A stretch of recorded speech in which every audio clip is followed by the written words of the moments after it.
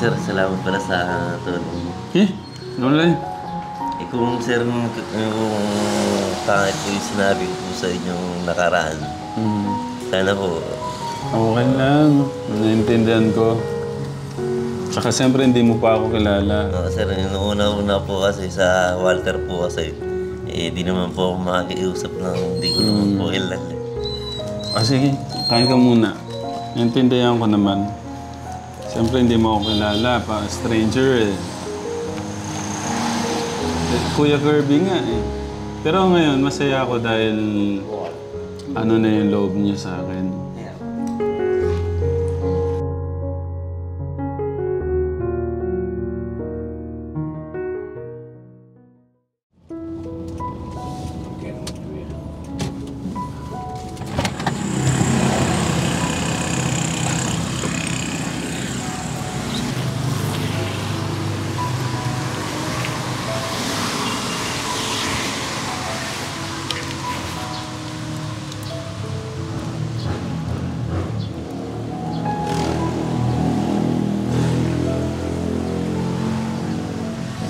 Kuya Kirby.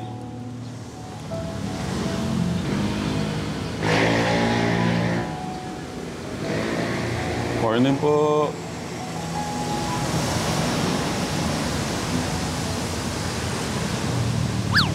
Morning, Kuya.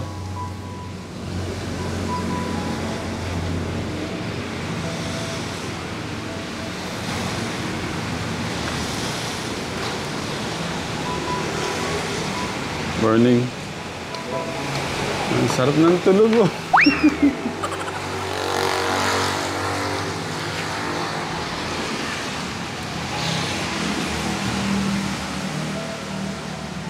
Nakatakip sila.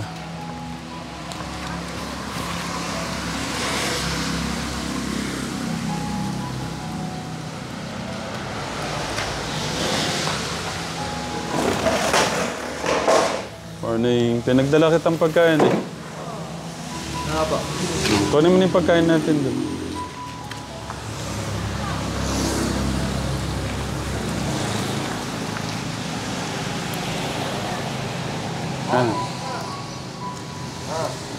Bigay mo sa kanya.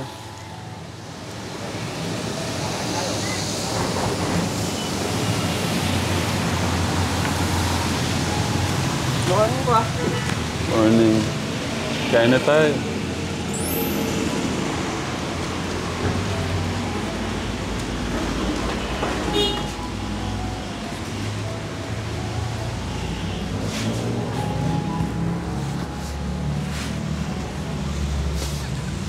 Tulog pa. Morning, Kuya. Jesus. Morning.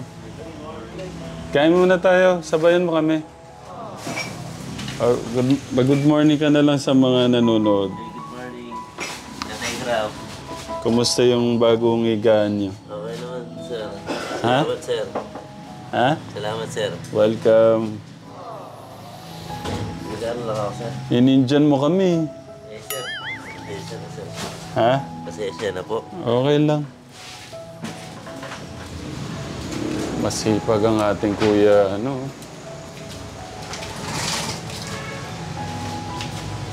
Tulungan mo siya, Kuya August.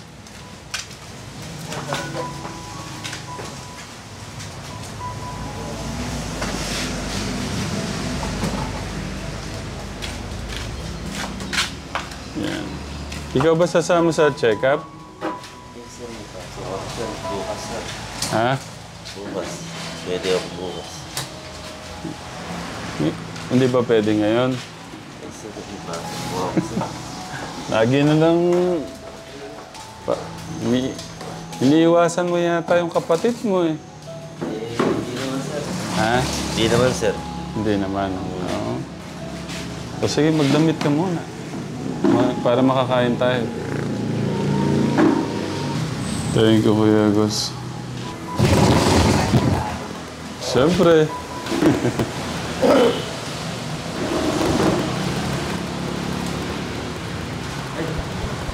Hoy! Morning, Kuya. Tara, kain na tayo. Sakto yan. Para sa ating aning. Kasama natin si Kuya Kirby sa check-up. Kategram. Ano po ba eh? Ah, Kumusta po? okay lang. Upo ka na. Dito ka. Tapos si Jesus yung magkakapatid. Nasaan yung ano? Pwede po, bigyan niyo po ang mga 10 minutes. Deo po ngayon. Tapos po, Dito ka nga. Ikaw, puro ka nagmamadali. Upo ka muna dito. Magpaliwanag ka bakit. nakiusap na po sa yung boss ko na papa-enroll po na yung anak niya. Tapos po, magdi-deliver muna po sandali. O sige. Okay lang, sige. Ayaw mo kumain muna. Kapilang muna po ako eh. Sige. Hintayin ka namin, ha? Opo. Kuya, ingat. Ingat. Kain muna kami. Kuya Jesus, dito na. Diyan, tayo ko, oy.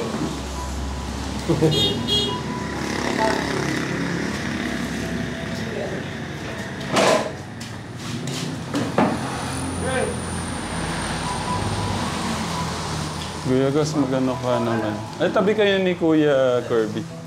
Ay, morning. Upo ka na. Tabi kayo ni Kuya, ano. May ano lang tayo. Yeah. Okay. Hindi ka pa nag-pray eh. Pero ngayon ang magpipray ngayon si Kuya Jesus. Tsaka mag-pray ka. Para magaling ka, sige na. Hindi mag-pray ka. Lord, salamat po sa biyaya po dumating po sa amin. At lalo na po kay Tegram at sa kasamahan niya na binigay po kami ng pagkain. Amen. Amen. Tito Darius, dito na. Yan si Tito Darius. Tito Darius. Itong araw na to, Katekram, ito yung araw na check-up po ng ating Kuya Kirby. Yung tubig, anong sabi? Sir, wala pa po eh. Wala pa. Pinano ko ni. Sabi ko magkano yung ubusin. Sige, kain muna tayo. Thank you, Lord, for this delicious and wonderful food.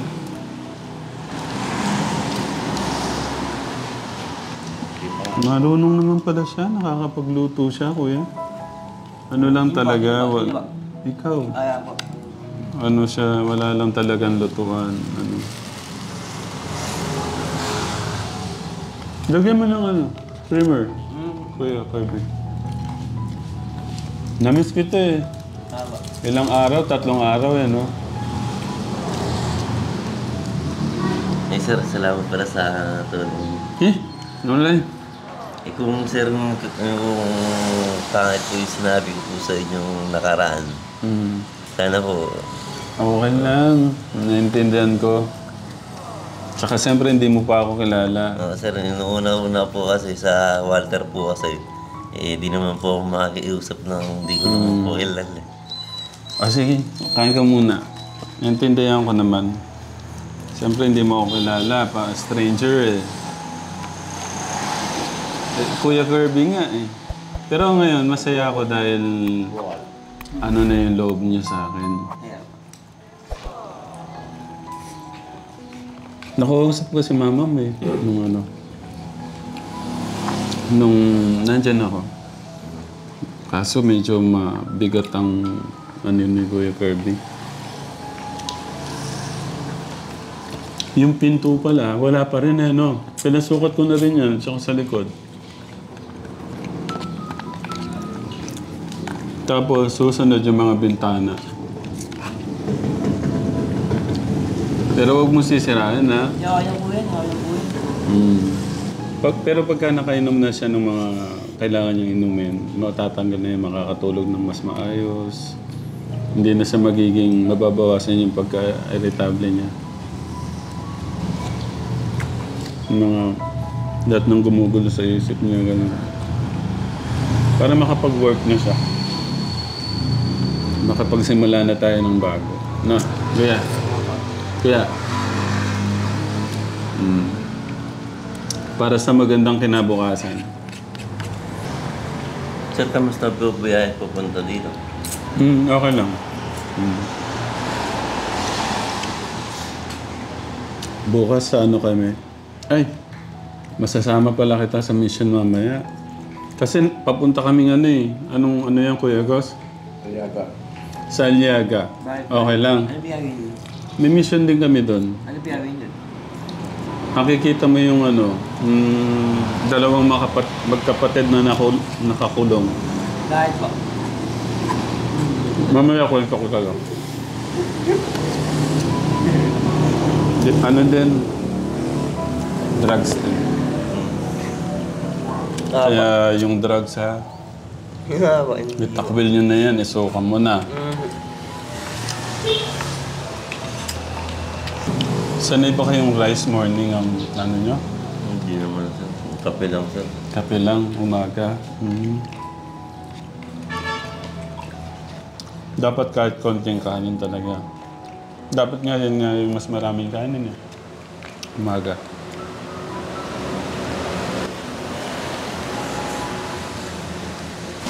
Masaya lang po kami, sir, pag may tubig na kami din.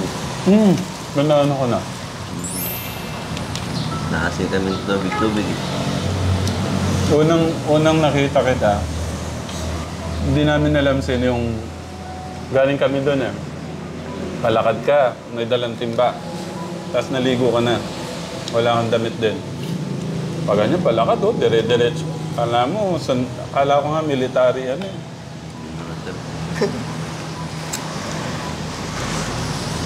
Tapos pumasok ka dito.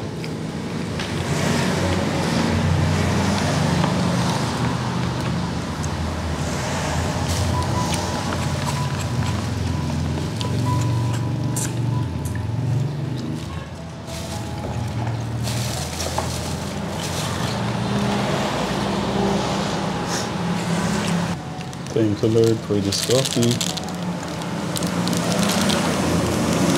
Wala si Jesus. Kape? Kaya, tayo. Yung dami. Hindi mainom eh. Ano ko? Okay, diba? Kainin mo pa yung sa kuya, ano, mag-work ka, magtatrabaho ka, hati ka niya. Sa kanya, sir. Okay na po. Okay na? Oo, kuya, ano. Kainin mo na to, kuya. Ito yan lang po. Ay, kuya. Hindi, okay na daw siya.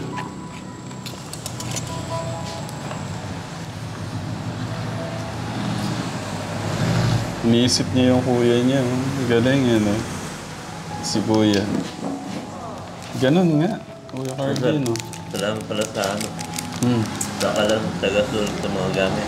Ako, ala yan, maliit na bagay. Ang maitutulong kung gustong maitulong sa inyo, yung maibalik natin si Kuya Cardi. Yun yung ano, yun yung pinakamagandang regalo kung maibibigay sa inyo. Yung maibalik siya sa dati, magtatrabaho siya, gagawin niya yung pangarap niya, magkakaroon siya ng magandang pamilya. Kasi kung magtutuloy-tuloy yan, wala eh. Mahirap. Ako, thank you na ako sa tiwala. Kuya Jesus. Lagay ko lang. Thank you ako sa tiwala niyo. Basta lagi tayong magpapasalamat sa ating Diyos. Kasi pagka hindi natin iniisip na nandyan ang ating Diyos, medyo wala tayong panghahawakan eh. Ngayon kung lagi tayong tumatawag sa Kanya, alam natin meron tayong kinakapitan. At lagi tayong nagiging positive tayo. Kasi iniisip natin, nandyan ang ating Diyos. Nandyan lang. Tayo lang ang bumibitaw. Totoo lang, tayo lang ang bumibitaw eh. Kaya nagkakaroon ng problema sa buhay.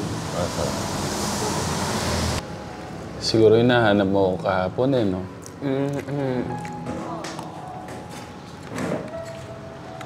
3 days akong hindi nakapunta dito eh. Sir, karami niyo pa ng vlog, no? Ha? Karami niyo pa ng vlog. Hindi tayo nakapokus sa isa lang. May mga tinatawag sa atin, may iniikot tayo, may mga update. Ganun. Ang tanong, naligo ka? Kailan? Totoo. Naligo siya, Kuya Jesus? Amin niyo po yung ulo ko. O sige, mamaya. Amin, mabango na. Naligo po ako. Okay, amoyin ko. Oo nga, no. Head and shoulder, ah. Pero ngayon maliligo, siyempre pupunta tayo kay doktora, di ba? Di ba maaligo, maginaw po eh. Naginaw. Yo? Yung jacket ko, ba't di mo suot? Yung jacket mo pala. Sinusuot ko po. Di ba nga po yung lumubad eh. Natulog lang kaya ubad ko. Si Kuya Kate, dyan ba natulog ngayon? Hindi. Hindi po. Thank you, Kuya. Eto. Siyempre may tiwala na sa atin si Kuya Yan, Jesus. magandang umaga. No, na kasi yun sa altar eh. Hindi ko naman po kasi appeal ko masyadong Okay lang. Lagay ko lang to ha. Gusto ko lang para mas makilala ka nila. Sabi nila, ano daw, mas gwapo ka daw kay Kuya Kirby. Anong masasabi mo doon, Kuya? Mas gwapo daw yung bunsong kapatid. Pwede po eh. Okay yun sa'yo. Pa. Ikaw, Kuya Jesus, anong masasabi mo doon? Mas gwapo ka daw kay Kirby. Hindi, mas gwapo siya. Eh, di naman po ako. Ayaw mga gano'n eh. Ayaw patalo yung mga kapatid eh. No? Ayaw niyang patalo yung kapatid niya. Ayaw niya din patalo yung kapatid. Ayan. Ito. Eh, wala na po na sa inong isang gabi. Ha? Umasa na po isang gabi. Bakit na naman? Gagaya lang po. Ha? Gagaya. Nak. Isang gabi nung linggo. O... Opo, linggo po. Ay hindi man. Linggo po ng gabi. Hindi po umuwi eh. Sabi ko po kay Choco, Choco, tingnan mo ako kay bahay. Oo. Eh, hindi naman po sa pangkukumpo. Eh, nasa kasiyahan po ako. Pero dapat Kuya Kate, Ang nangyari po nun na... Kahit ngayon, huwag ka magalit ha. Kahit ngayon, lamdam ko, may tama kang inom eh. Oh. Bawasan yung aga-aga. Hangover lang po eh. So, sobrang dami siguro nung nainom. Oo. Kahapon po, yung si Chokoy po, nag-withdraw po sa... Maitim po siya sa ano po eh. Mag-asama po dapat po kami magkakain sa Norte, sa Sistine Pamor po. Eh, kayo na nakako yung dalawa. Si Ervin na nakako, para ako matuwa pa ako. Ayun po, ito po yung picture eh. Kuya Kirby, paano yan? Umaalis-alis talaga sa bahay. Ito po. Ang tignan mo, sa inyo. Anong sarap ng pakiramdam pagka ganyan, di ba? Sir. Oo. Kuya Gus, pakita mo sa camera. Lumabas sila. May pakiusap ako. Ano po? Aminin mo na, medyo madalas yung ganyang inom, di ba? Opo. Umamin ka naman nung isang araw. Opo. Ganito. Kasi ako, gusto kong tumulong. Opo. Gusto kong maayos yung buhay niya. Siyempre, hindi lang si Kirby. Buong pamilya na kayo magkakapatid. Siyempre, sisimulan natin yan sa sarili natin. Sisimulan natin yung dapat magkaroon tayo ng disiplina.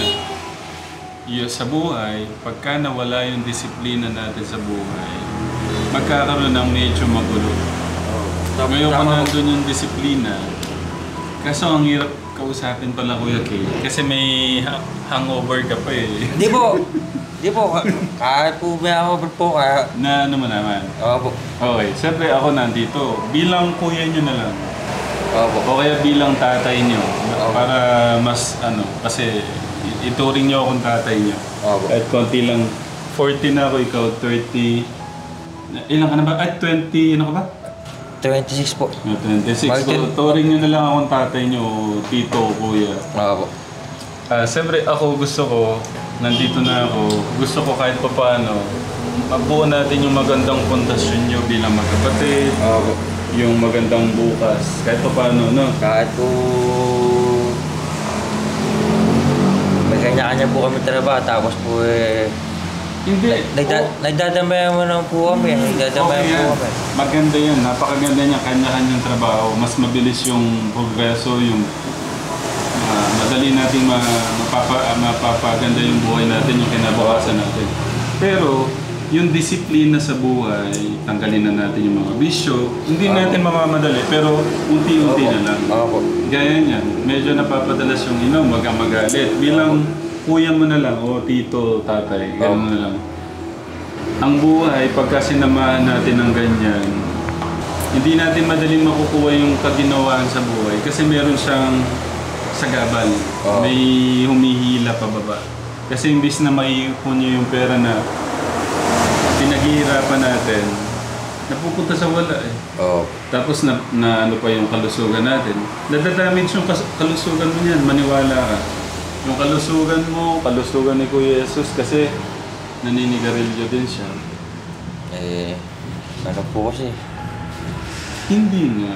Opo. Unti-unti natin babaguhin. Diyan na lang po. Ganito lang.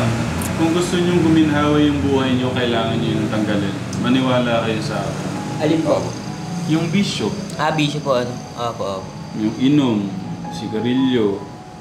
Huwag kang ma-uped daw, huwag kang magalit. Bilang kuya nyo. Opo. Ako, siyempre...